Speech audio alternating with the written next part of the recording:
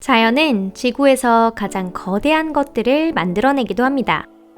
지구상 최대의 생명체로 잘 알려진 뽕나무 버섯과의 꿀버섯은 그 크기가 3.86km나 됩니다. 하지만 인공적으로 만들어진 것으로는 더 거대한 것도 존재하죠. 차곡차곡 쌓아 올라가면서 놀랄 만큼 거대한 것이 만들어지게 됩니다. 이런 것들은 인류의 기술과 목적을 실현하려고 하는 의지의 상징으로 존재하고 있습니다. 여러분 안녕하세요. 오늘은 인간에 의해 만들어진 세계 최대의 것들을 뽑아 소개해드리도록 하겠습니다.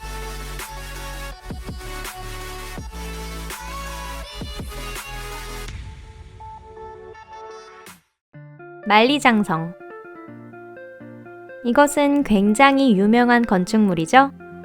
이미 충분할 정도로 언급되었기 때문에 다시 소개해드리기 좀 부담스러울 정도인데요. 만리장성의 길이는 21,200km나 됩니다. 세계 최대 길이의 터널, 스위스 알프스 산맥을 달리는 고트하르트 베이스 터널조차 길이가 57km에 불과합니다. 만리장성에 해당하는 거리를 달리려면 이 터널을 약 372회 왔다 갔다 해야 하는데요. 만리라는 이름이 결코 허세가 아닌 거죠. 만리장성은 우주에서 볼 수 있는 유일한 인공물이라고도 하는데 우주항공학자들은 저 궤도상의 특정 위치에서는 다른 것들도 육안으로 확인할 수 있다고 말합니다. 뉴 센추리 글로벌 센터. 중국 청두시에 있는 뉴 센추리 글로벌 센터는 총 면적이 1.67제곱킬로미터입니다. 부지 내에는 쇼핑센터, 극장, 워터파크, 호텔, 교회, 아이스링크, 여러 사무실과 그 외에도 흥미롭고 특이한 공간들이 존재하고 있는데요. 그 중에서도 가장 주목을 받고 있는 것은 거대 실내 풀장으로 면적 5,017제곱미터인 인공해변이 함께 설치되어 있습니다. 그곳에는 거대한 스크린이 함께 설치되어 일출과 해질녘의 경치를 감상할 수 있다고 합니다. 대서양 횡단 전신 케이블. 이런 거대한 건축물을 소개하는 가운데 전신 케이블이라니 조금 아이러니하실 것 같은데요. 믿기지 않으시겠지만 이 전신 케이블은 세계 최대 규모의 건축물에 뒤지지 않을 정도로 거대합니다. 대서양 횡단 전신 케이블은 하나의 대륙에서 다른 대륙으로 데이터를 전달하기 위해 사용합니다. 주로 전화나 인터넷 트래픽 등 디지털 데이터를 이용한 통신을 하는 데 도움을 주고 있어요. 남극을 제외한 모든 대륙은 대서양 횡단 전신 케이블로 연결되어 있습니다. 모든 정보가 위성에 의해서만 전달된다고 생각하실 수도 있지만 그 같은 신뢰도로 정보의 95%는 이 전신 케이블에 의해 전달되고 있습니다. 이런 케이블의 무게는 1m당 10kg 정도입니다.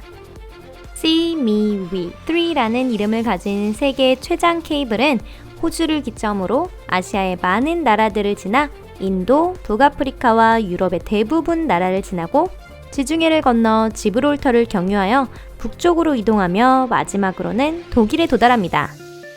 이 케이블의 길이는 38,000km가 넘는데 만리장성의 거의 2배에 해당하는 길이네요. 빙엄 캐년. 아무래도 지하에 있는 인공물에 대해서도 언급하는 것이 공평하겠죠? 광산은 지상에서는 보이지 않지만 거대한 것들도 존재합니다. 남아프리카 공화국에 있는 타우토나 광산은 지하 4km까지 퍼져 있는 세계에서 가장 깊은 채광지입니다. 세계에서 가장 높은 건축물을 4.5개 분량으로 나열해서 비교해 보겠습니다. 그렇다 해도 이 광산 바닥에는 미치지 못하는데요. 빙엄 캐년은 일명 케네컷 구리광산이라고 해서 유타주의 솔트레이크 시티 근교에 위치하고 있어요.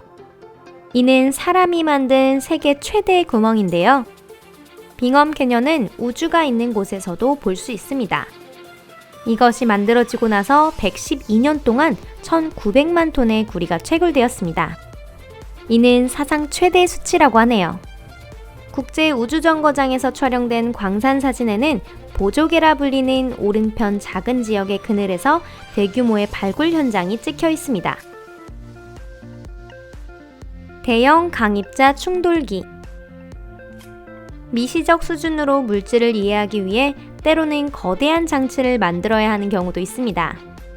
대형 강입자 충돌기는 양자역학 분야에서 모종의 조사를 위해 연구진들의 도움을 받을 목적으로 만들어졌습니다. 대형 강입자 충돌기에는 다른 것에는 없는 특징을 많이 가지고 있는데요. 이는 세계에서 가장 크고 강력한 충돌형 가속기입니다. 하지만 이 이름을 구글맵에 입력해봐도 아마 아무것도 나오지 않을 텐데요. 이토록 거대하면서도 눈에 보이지 않는 것은 대체 무슨 이유일까요? 사실 이 기계로 시험을 하는데 필요한 터널이 지하를 지나고 있기 때문입니다. 이것은 스위스와 프랑스 국경지대에 있는 세른이라는 연구소를 통해 만들어졌는데요. 이 원형 터널의 원주는 무려 26.5km, 지름은 3.5m에 달하며 건설에는 50억에서 100억 달러의 비용이 들어갔다고 합니다. 보잉 에버럿 공장. 거대한 것을 만들기 위해서는 건물도 커야 되지 않을까요? 건설 비용에 10억 달러가 들어간 보잉사 센터는 이미 알고 계시듯 큰 규모를 가지고 있습니다.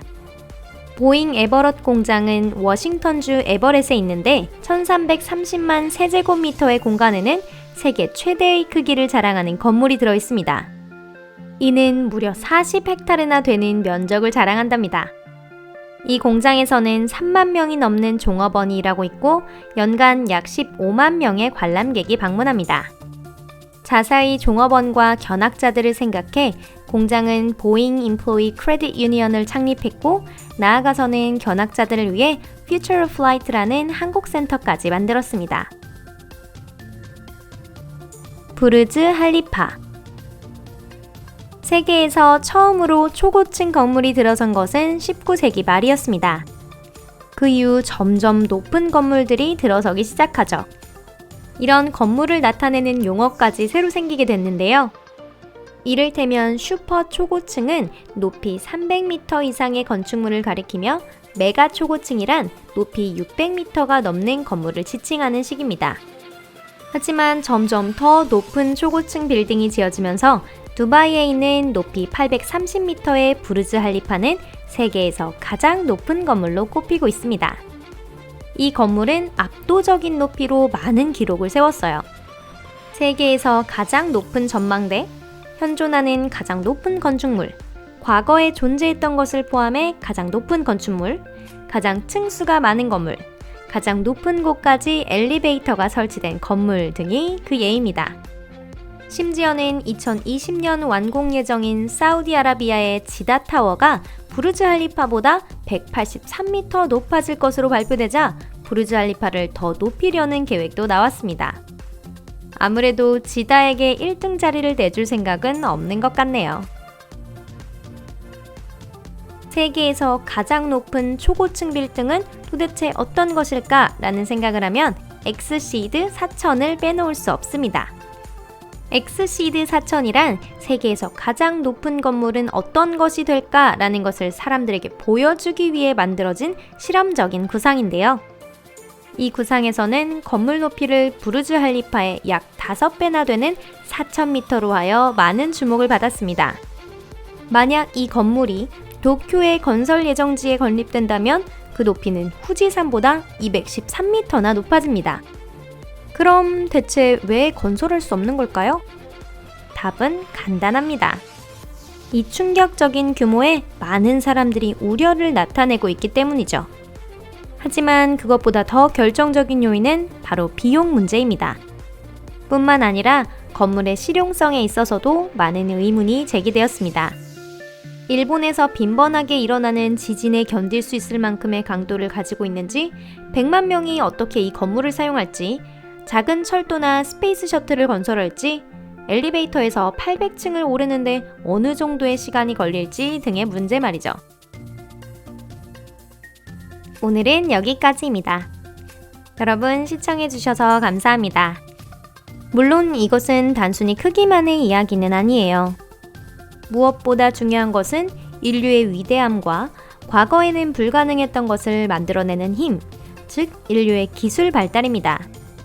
현 시점에서는 X시드의 건설이 실현 불가능한 것으로 여겨지고 있지만 몇십 년 후에는 무슨 일이 일어날지 아무도 알 수 없어요.